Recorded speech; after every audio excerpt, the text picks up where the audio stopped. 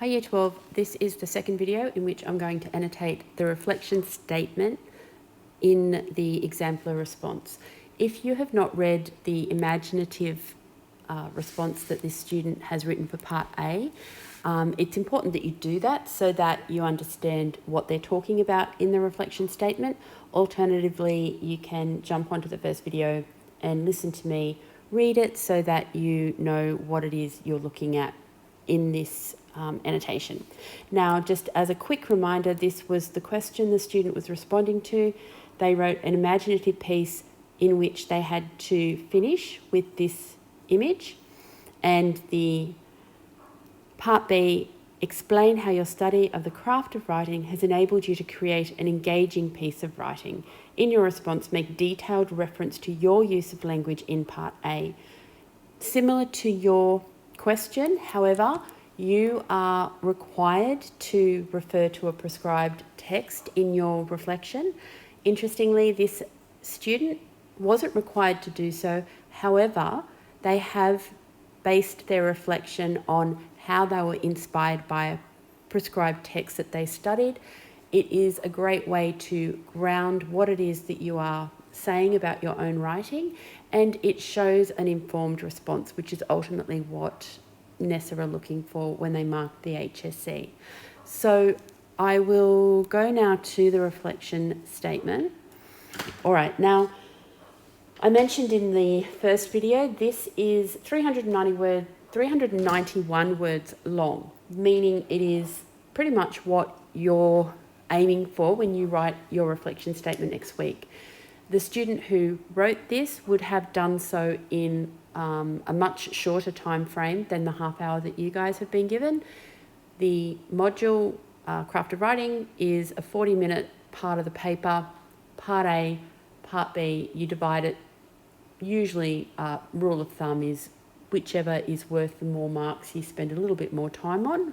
It's a bit flexible, but knowing that at most you've got 20 minutes, even if it is equal weighting, this student's written this in probably 15 or so minutes. Now, you aren't required to be able to write that quickly just yet. This is the result of a student who has been studying and preparing for their exams. The end result, as you continue to practice writing under timed conditions at home, you will increase the speed of your writing, and hopefully by the time you get to your trials and your HSC, you'll also be able to write a lot more than what you potentially can right now.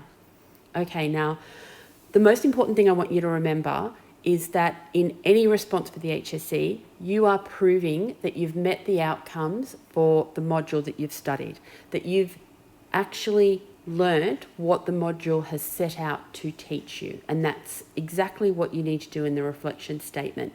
Craft of Writing is a module all about teaching students how to write more effectively in whichever form you write in, and how to understand what impact your writing, the way that you write, how that influences your reader. So that's the ultimate goal of the Craft of Writing. In doing that, in understanding your own writing and improving your own writing, you study your prescribed texts so that you've got those examples and you can learn from them. So your reflection statement is you proving to the marker that you have indeed met those outcomes of the module, and that you have become a more confident writer, and that you are in control of your writing. So please keep that in mind. It's worth just jotting that down. It means that when you are writing your part A, whether you're writing imaginatively, discursively, or persuasively, you need to know that there has to be a very firm purpose to your writing that you will be able to talk about in your reflection statement. Now, this is quite obvious in this reflection statement. One of the things that you will notice is that the student uses the first person pronoun I, which is what you should do because it is asking you to reflect on your writing. So you want to do so using high modality so that you have a confident personal voice coming through. You're saying to the marker, yep, I know what I'm doing and I have achieved what it is I set out to achieve. So we're going to do annotations that are colour-coded. We will start, and I want you to do this as well on your page, by identifying the specific things that we're going to be looking for in particular. Now, we are looking for this student's mention of their purpose. So let's write that one first. Purpose. We are also looking for the student's acknowledgement of the techniques that they have used. And with that, structure of their response comes through as well. Of course, when you mention any techniques, you need to also say what effect they have. What is it that they have achieved? You need to provide an example or examples from your work. You need also to have links to the prescribed text.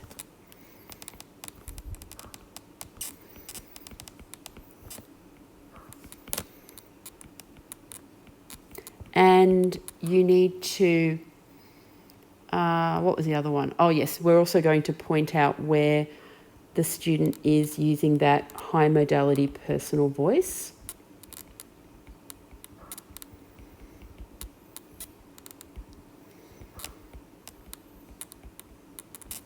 Now, that's, quite a few things that you're looking for. Given that it is a short piece of writing, you'll notice that the student doesn't need to do a huge amount on each one. They just need to have each one suitably addressed.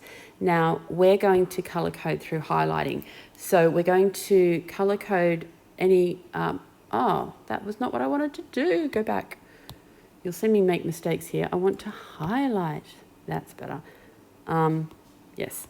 Okay, we're going to highlight techniques, which is, a really big thing in the craft of writing. It's showing that you're deliberately creating specific images. That's going to be in yellow. We will highlight mention of effect and in the green. Any examples that are referred to will go, let me see, orange for examples. Purpose, very important. It's, really should be at the forefront of what you're doing. We're going to go pink. The links to the prescribed text we can do in, how about blue? Now, obviously, you don't have to do the same colours as I do. You just need to have this identification system so that it's nice and clear for you. Look, remembering that this particular resource is one that you can continue to refer to as you prepare for your trial and your HSC, and I can do more of these if they're useful. All right, and links to prescribed text. Let's go with, I'm kind of running out of colours. Let's go with, all right, I've already used purple, haven't I? A red. High modality personal voice. All right, so let's get into this. The student starts with a short introduction. You will notice that all of the paragraphs are rather short because the response is short. The student in this introduction doesn't need to explain everything that their story is about. Please don't fall into that trap. Your marker will read your story, or your discursive or your persuasive. We will know in reading your response to part A what you've written. You don't need to explain it here. You're justifying it, you're exploring it, but you don't need to explain it.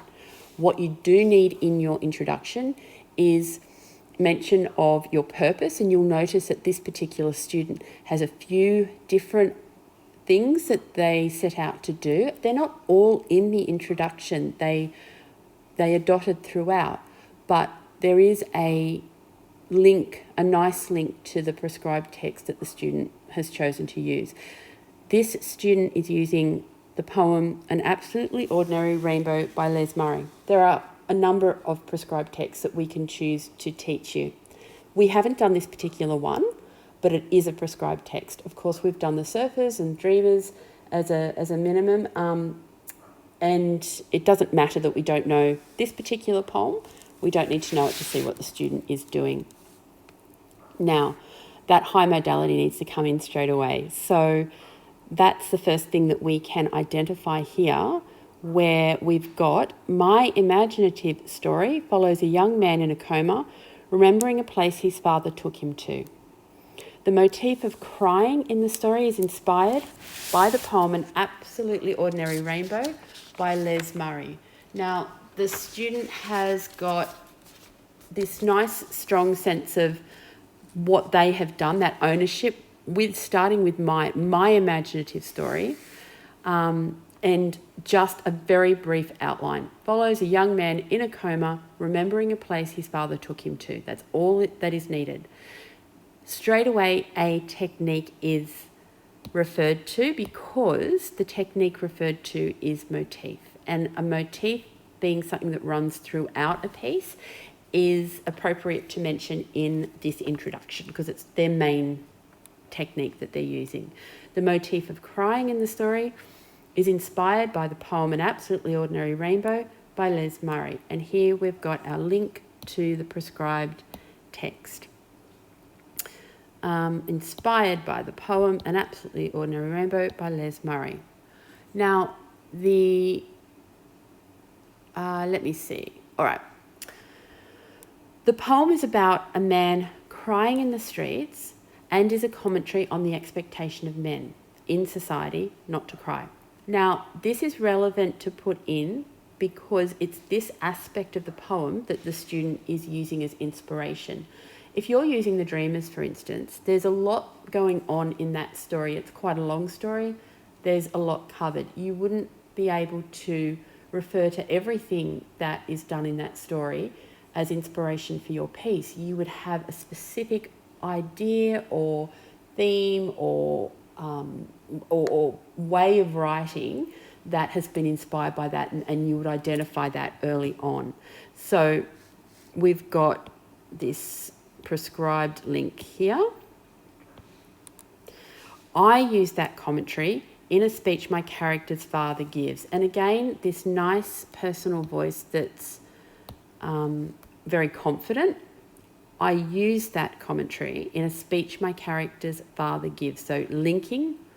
In my story, however, the speeches are positive and relays the message that a man's tears are special and should be cherished. So here we have purpose. Now, I said that quite early on you need to mention purpose, and we have it right here that the student wants to create a positive message about a man's tears being special and should be cherished. So it's a little bit different to their prescribed. The motif of crying. So again, we've got this mention of technique. The motif of crying in my story is inspired by the poem. So here we have another link into the prescribed. Is inspired by the poem as well as the idea of contagious crying, whereas my character's younger self cries, so does he. My story, and you can hear that all throughout is this really confident voice of the student. My story uses, not I wanted to try and write a story that used. You're saying it confidently. My story uses many metaphors. Oops. Oh, there were more colours there. That would have been helpful. That's all right. Uses many metaphors, such as I sink into the mattress of beeps. And I quite liked that metaphor. That was my favourite one. What colour was I doing the examples in? Orange. Okay. So we get our example colour. And I sink into the mattress of beeps. I also use lots of truncated sentences. Now, just a quick note on truncated sentences. It's one that students tend to get a little bit confused about. It's a great one to use and refer to and analyse. Sometimes students think that a short sentence is a truncated sentence, and that's not the case. A truncated sentence is a sentence that is not grammatically complete. So something has been left out. And sometimes, it's really obvious, half a sentence is missing and there's an ellipsis. Sometimes it is that when we look at it grammatically and all the things a sentence should have, they're missing, and so therefore it's a truncated sentence. And this student does use truncated sentences very effectively with that little grabs of, where was it? They give an example in a minute anyway. I also use lots of truncated sentences to allude to my character being a teenager. So here's the effect. This is why the student is doing it. And it is to allude to my character being a teenager, as it is a common theme in younger people's language to talk in shorter sentences. So you want to have an authentic character voice coming through your piece, if you are writing imaginatively, of course, discursively as well. But with your imaginative, even if you are writing in third person, you will still have a sense of character voice that comes through. The idea of the ice cream shop is inspired by a real memory of mine from childhood. Now, this is relevant because in a moment the student mentions that they are, part of their purpose was to explore the lasting impact of memory. And so they're linking that idea to their own experiences, and it gives authenticity to the piece that they are writing.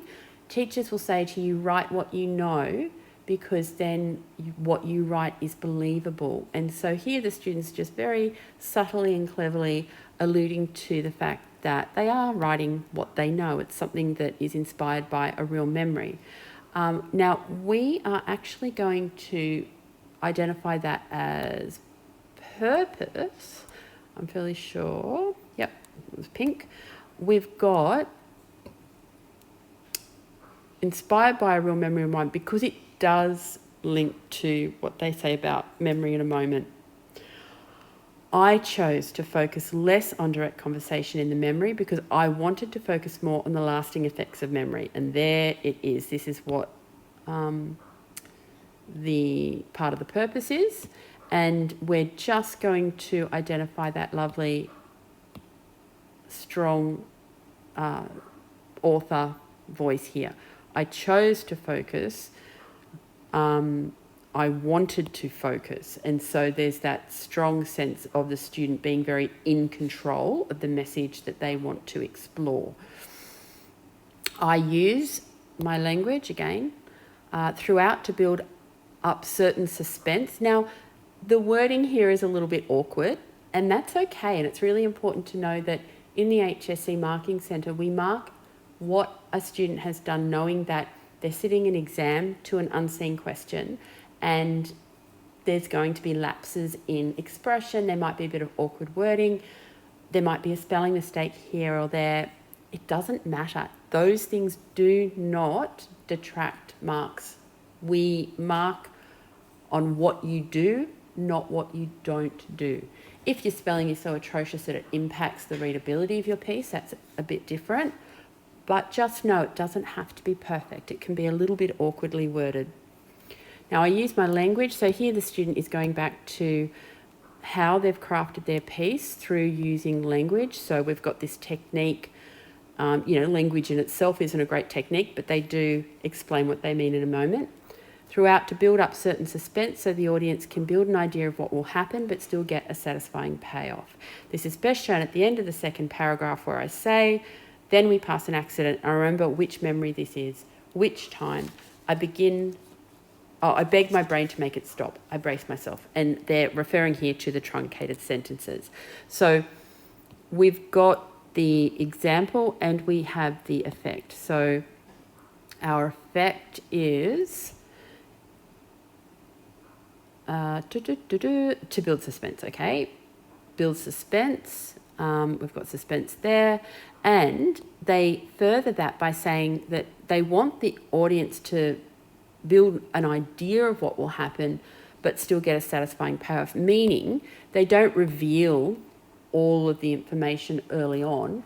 The allusions to the main character being or our protagonist being in a coma are very subtle. There's the bed shakes and the beeps and the mattress that beeps, and it's not until right at the end that that's revealed. So as a reader, we're given those clues and we start to have a guess at what might be going on, but we're left with the satisfaction of finding out exactly what it is. We're not left hanging, not knowing what it was all about. So that's what the student means by a satisfying payoff.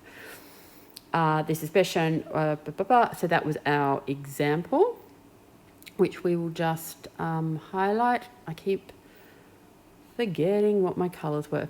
So the example is our orange. We can go, all right. So I was just talking about, what is a truncated sentence. You will see here that this is a nice example. Which time? The student has that as a sentence, but that's actually not a sentence. Which time is not a sentence. It could be which time the memory occurred in, or which time it is that I am remembering. That's the more, formal way to say it, but here we've got this character voice coming through. Now we go on. At times in the story, I talk about the world around the character. This is something that we teach students about with writing, and extension students also learn about this a lot. And it's about the fact that there's this literary world that is being created when we write an imaginative piece. And so the fact that the student is just saying, the world around the character, and it's giving a nod to their understanding that that's what occurs in imaginative writing, that a world is built, a literary world. So it's something that as a student you might not think means much, but a marker goes, oh, okay, I can see a bit of what they've learnt in class coming through there. This builds a sense of wonder. So they're telling us what the effect is, builds a sense of wonder and beauty. Now, this wonder and beauty, I think, is also part of the student's purpose, building a world with a sense of wonder and beauty. It's, it's not that they're building horror and tragedy or trauma or upset. They're building wonder and beauty. So there's a real beauty in this very sad piece of written. They link that to prescribed. This is something that Murray did well in his poem. This is best shown when he talks about the people surrounding the man and touching him. So just a nice little link back to the poem, and it's a thematic link back. The language I use helps build tension and a desire to know what happened. So this is just our concluding paragraph. It sounds like a concluding paragraph, and it's just really summing up these main points. So the language I use, what does it do? It helps to build tension and a desire to know what happens. Now, this is important because when we write, what we ultimately want to do is ensure that a reader is hooked and wants to keep reading. And so here, by saying a desire to know what happens, the student is actually saying, I am aware that I write for a purpose. I need to hook my reader, and I need to give my reader a reason to keep reading. So this is awareness of audience. And, you're not writing something in isolation. You're writing something that you imagine could be read by someone in particular. Is it a broad audience? Is it your parents? Is it teenagers? whilst you don't need to necessarily specify exactly who your audience is, you need to show that you are aware that there is an audience and you're attempting to give them something that they want to keep on reading.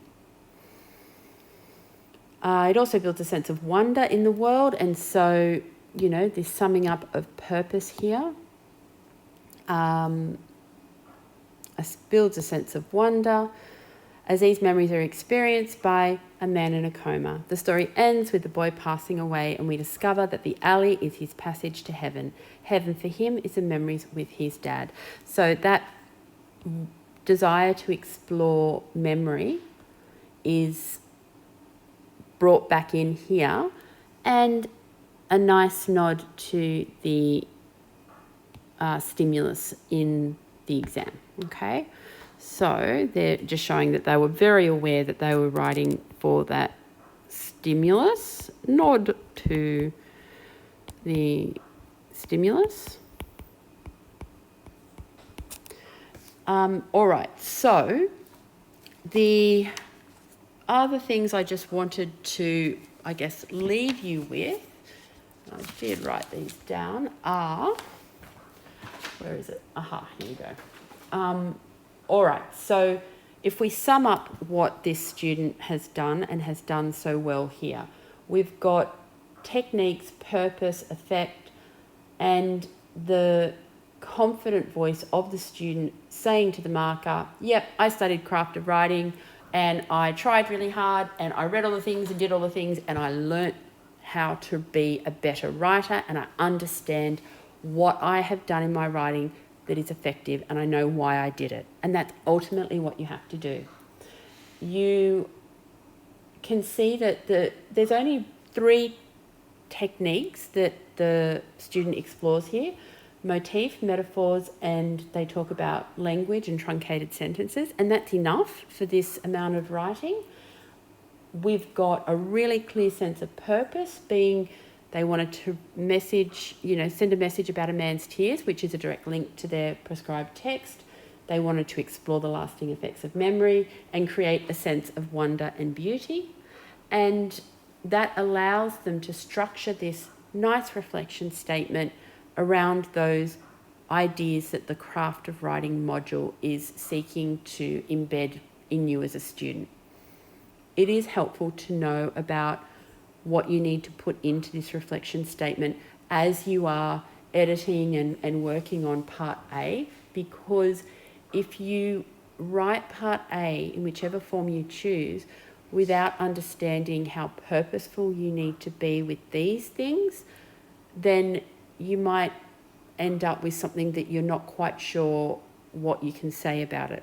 So if you have your draft for part A done and you're thinking, I don't know what I'm going to say about it, you can definitely go back in this editing phase and add things that give it that greater sense of meaning, purpose, connection to the prescribed, whatever it is that you feel like you might need to strengthen. Now, whilst you are, of course, writing your reflection statement under exam conditions, you will definitely need to prepare beforehand through writing a draft of a reflection statement, going over it, writing it out a few times so that you remember what you want to say. You don't need to remember word for word what you've drafted at home.